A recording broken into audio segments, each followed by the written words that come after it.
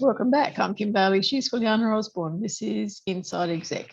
Today, we're going to look at a case study that's been sent in to us. So we do thank all of you who send in these case studies for us. It gives us a chance to think about what we would do in those situations, and also a chance for our listeners to share their experiences in these situations as well. You are not alone, is the message we want to give you today. Yes.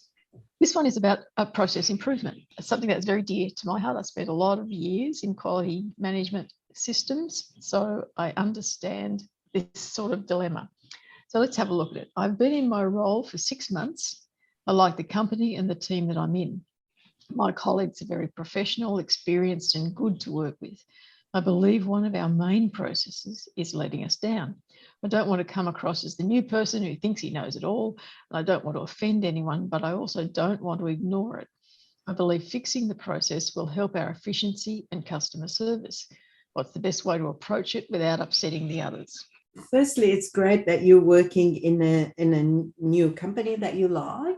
I think it is very powerful to have the fresh eyes. Sometimes when people been there a while, no matter how good and wonderful they are, things are not seen the way a newcomer would see it. So hang on to that. That's a really good thing. It's great that you believe that your colleagues, your impression of your colleagues are professional and experienced, etc. Given all of that, it might mean that in the past they have, I'm very sure that in the past they would have worked on different things as well. So maybe your first step might be just a bit of research about how did this process come about, where is it at, etc. I'll tell you what I mean. What I mean is that if that's been reviewed before, and this is where they're at, when was it reviewed? Why is it at this stage and not more advanced the way you think it should be advanced? The other thing is there might be some limitations. For example, if you think if we automate this bit or if we have a new system to do that, and maybe they thought about all of that, but it's a timing thing that they can't do it because to do that, they have to change other systems and there's work being done there, etc. So without making assumptions and without saying jump to the conclusion that I know how to improve this system, find out what's the history.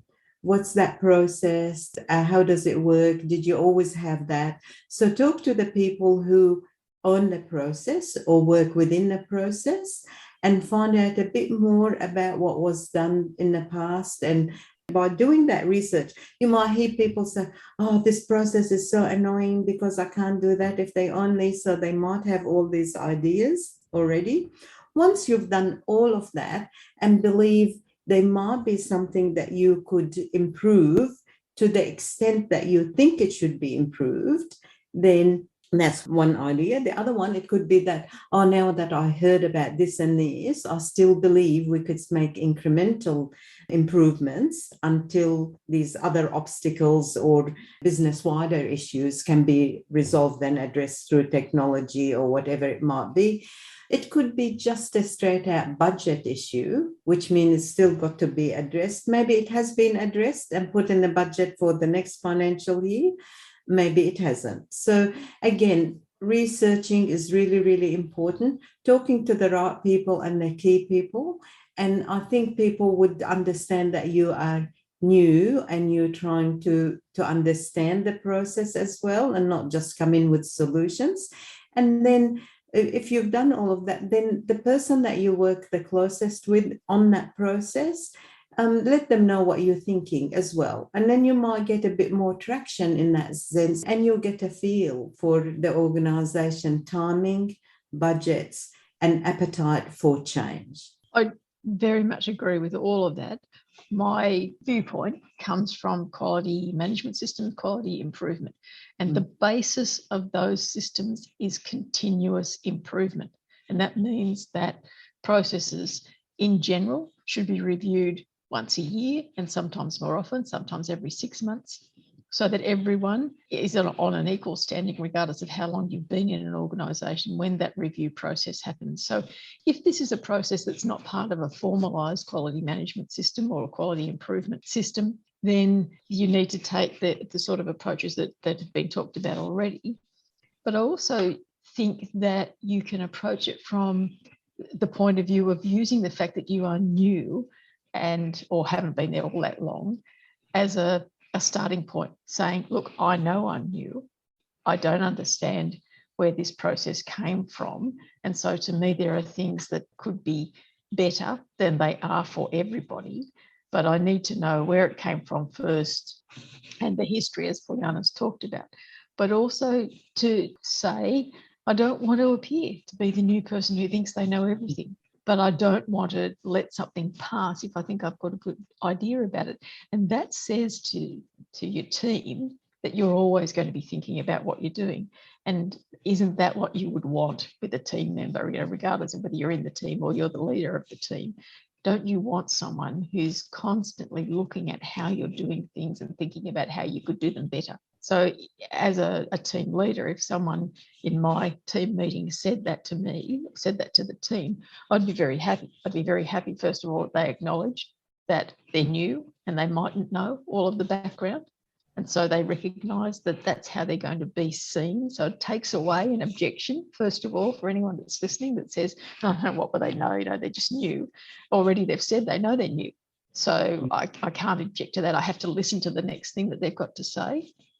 So they listen to what you've got to say. If you do the disclaimer, first of all, then that's out of the way as an objection. They will hear the next thing you've got to say. And maybe they've been thinking about, as Fuliana said, something different in the process or something that they've tried in the past or something that they couldn't manage in the past, didn't have the resources, whatever else it is, that now they might think about because someone's brought it back to the forefront of their mind. They've been thinking about the doing rather than how it is done. And so you bring them back to think about how these things might happen. Now, in terms of these podcasts, we constantly get information from places who want to offer extra services, extra assistance. And oftentimes, as we discussed earlier today, it's something that we've thought about in the past and it's just put to one side because we're time poor, basically. And so we don't have the time to do that thing. Yes, we know it would be good. We don't have the time to do it. Yes, there are services out there that could do it for us, but it hasn't floated back up to the surface again. But today, something floated back up to the surface. And so we sat down and we said, are we at a stage where we need to do this? Because of what's happened since we talked about it last time. We've got a heap more episodes that are up and out in the world.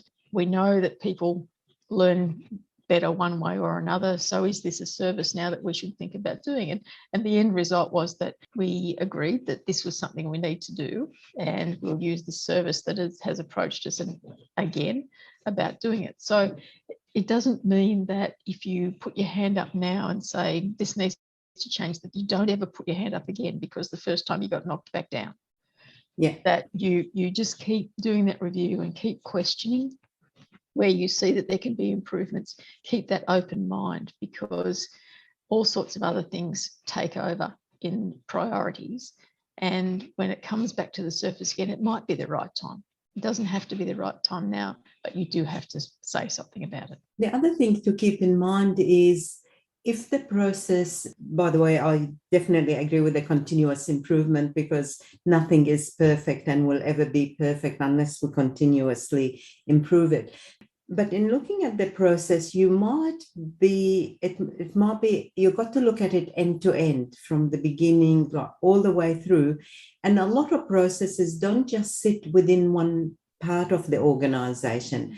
It goes across different areas. So the area you're in, you might have seen an improvement opportunity, but if you do it in isolation to other areas, it might cause a problem. By improving it in one department, it might cause a problem in another. So it's very, very important to do the cross-functional process improvement, where all areas that touch the process are involved in identifying the issues and the solutions, so that they know that's not gonna cause a problem, but it's gonna cause an improvement for them as well as the other departments that are involved in it. And probably useful to find out whether there is a process for suggesting improvements rather than just going to your boss or going to the team meeting and saying there might be an organisational method of suggesting improvement processes that looks at that umbrella approach rather than the individual team approach. Yeah. I think that's all we can think of on this topic, because we're both so very focused on continuous improvement. We just see it as something that should be happening. And so we encourage you to make that happen in one way or another. But for now, I'm Kim Bailey. She's Fuliana Osborne, and this is Inside Exec.